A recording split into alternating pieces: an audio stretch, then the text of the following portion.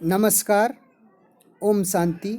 मैं अनिल कुमार आज आप लोगों के बीच 11th क्लास के इंग्लिश का एक पहला कविता है ये, जिसका नाम है where the mind is without fear का भावार्थ लेकर आया हूँ। इसके कवि रविंद्रनाथ टैगोर जी हैं। रविंद्रनाथ टैगोर जी को गुरु जी के नाम से भी जाना जाता है। ये पहले भारतीय थे जिन्हें साहित्य के क्षेत्र में नोबेल पुरस्कार मिला था। इनकी कविताओं का एक संग्रह था गीतांजलि। उसी पुस्तक पर 1913 ईस्वी में इन्हें यह पुरस्कार मिला था। इन्होंने दो देश के राष्ट्रगान को लिखा। हमारे देश के लिए जनगण मन तथा बांग्लादेश के लिए आमार सोनार बंगला। यह कविता लगभग 1900 से 1910 के बीच में लिखी गई थी, लेकिन इसका पहली बार बांग्ला भाषा में प्रकाशन 1912 ईस्वी में हुआ था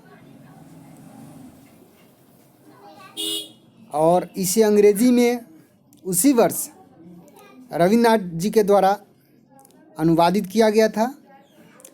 तो बहुत ही अच्छी कविता है। यह प्रेयर है। इसमें जब हमारा देश गुलाम था उस समय उन्होंने ईश्वर से प्रार्थना की थी कि आज़ादी के बाद हमारा देश कैसा हो। तो आइए देखते हैं कि क्या कहा था उन्होंने। बहुत ही अच्छी कविता है, हम लोग समझते हैं इसको।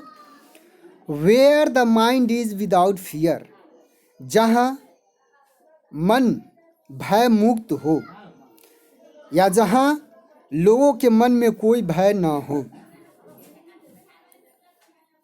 तो पढ़ते हैं, शब्द भी समझेंगे, शब्दार्थ को भी और अर्थ भी समझेंगे। Where the mind is without fear and the head is held high.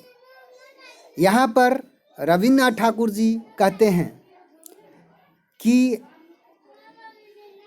हमारा देश ऐसा देश हो जहाँ लोगों के मन में किसी प्रकार का भय न हो और यहाँ के लोगों का मस्तक सम्मान के साथ, मतलब ऊंचा उठा रहे, प्रतिष्ठा के साथ।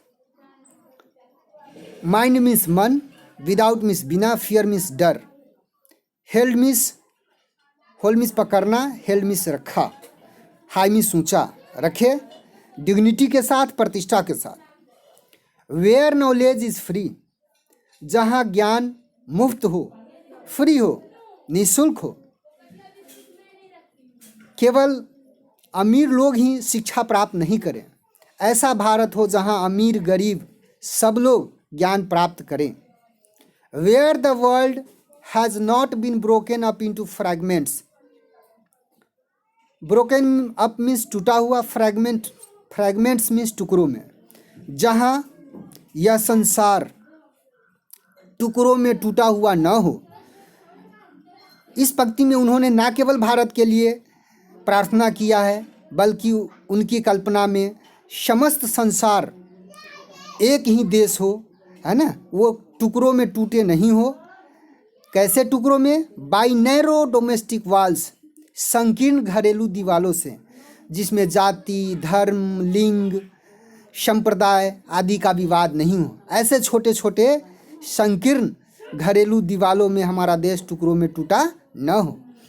Where words come out from the depth of truth, जहाँ शब्द सत्य की गहराई से निकले। कहने का मतलब है कि यहाँ के लोग हमेशा सत्य बोले, झूठ का सहारा न ले।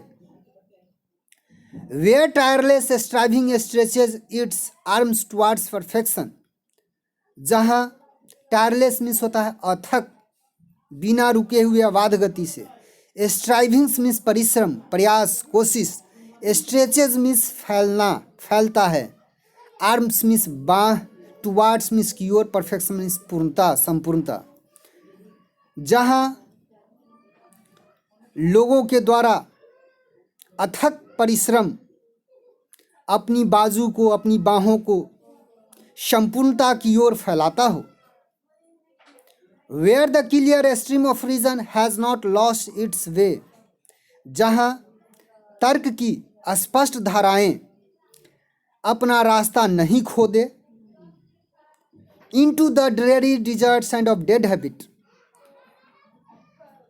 इनटू द ड्रेरी मीन्स सुनसान, डिजर्ट मीन्स मरुस्थल, सैंड मीन्स बालू, ऑफ डेड हैबिट मीन्स मृत आदतों के, अर्थात सुपरस्टिशस या ब्लाइंड फेथ, अंधविश्वास जिसको कहते हैं, या दकियानुसी विचार, बिना लॉजिक के आँख मूंद के मानने वाले विचारों रूपी जो मरुभूमि है, सुनसान मरुभूमि में तर्क का जो स्पष्ट धारा है वह अपना रास्ता नहीं खोदे।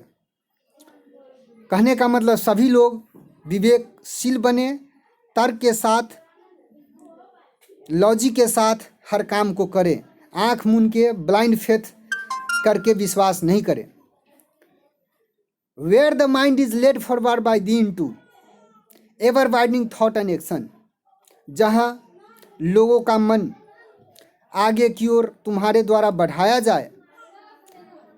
Into ever widening thought and action, सदैव व्यापक रूप में उनका सोच हो और उनका कार्य हो, आपके द्वारा उनके मार्ग को सदैव बड़े सोच और कार्य की ओर बढ़ाया जाए। एवर मीन्स सदैव, वाइडनिंग मीन्स व्यापक, थॉट मीन्स विचार, एक्शन मीन्स कार्य। लेड फॉरवर्ड मीन्स आगे बढ़ाया जाए। बाय दी मतलब यू, आपके द्वारा। Into that heaven of freedom, आज़ादी के उस स्वर्ग में। माय फादर, हे मेरे पिता, हे ईश्वर, हे भगवान। लेट माय कंट्री अवेक, आप हमारे देश को ऐसे जगाएं, जागृत करें यहाँ के लोगों को।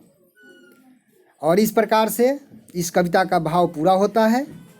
आशा करता हूँ यह वीडियो आपको बहुत अच्छा समझ में आ गया होगा। यदि आपको किसी शब्द का अर्थ समझ में नहीं आ रहा है तो आप हमें कमेंट करें। आपने वीडियो देखा, इसके लिए आपको बहुत बहुत धन्यवाद।